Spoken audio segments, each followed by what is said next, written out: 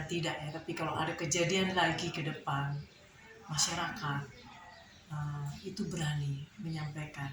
Dan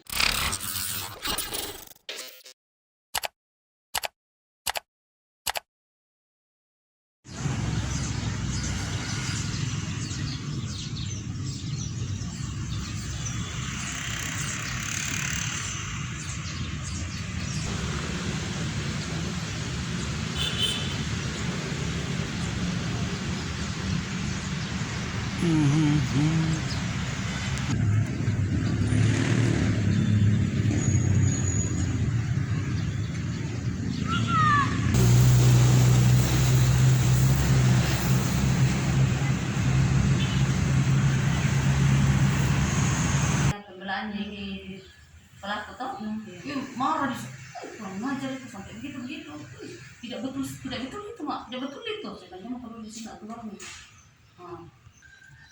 ya, KPA Gereja Toraja sebenarnya kami juga masih belum membicarakan hal-hal yang aturan-aturan yang jelas ya tentang seberapa jauh harus kami mendampingi atau melakukan apa sebagai KPA ya.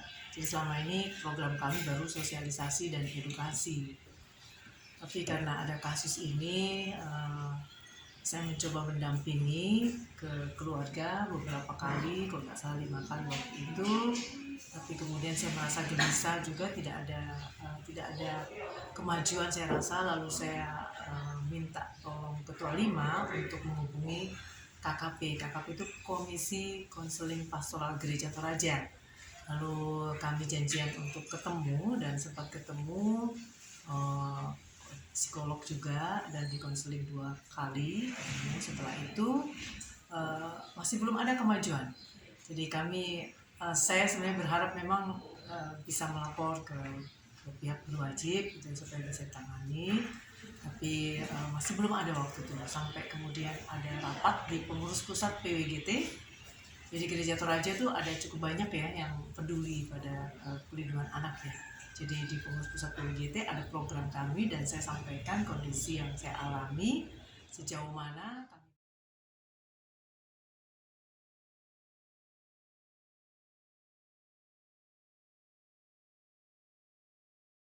disampaikan, yaitu mulai pendekatan dengan keluarga, konseling, lalu kemudian mempersiapkan keluarga untuk berani menyampaikan apa yang terjadi kepada pihak berwajib supaya ada kemajuan untuk sebuah advokasi bagi perlindungan anak-anak.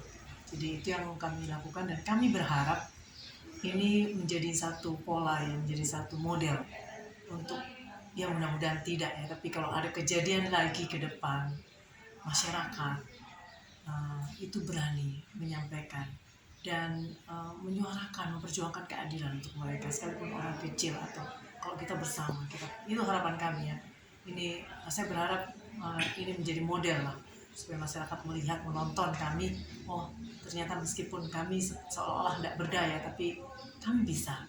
Kami berjuang, asal berjuang bersama-sama, maka itu bisa, supaya anak-anak yang lain terlindungi.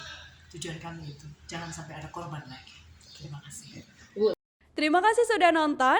Jangan lupa like, subscribe, dan share ya.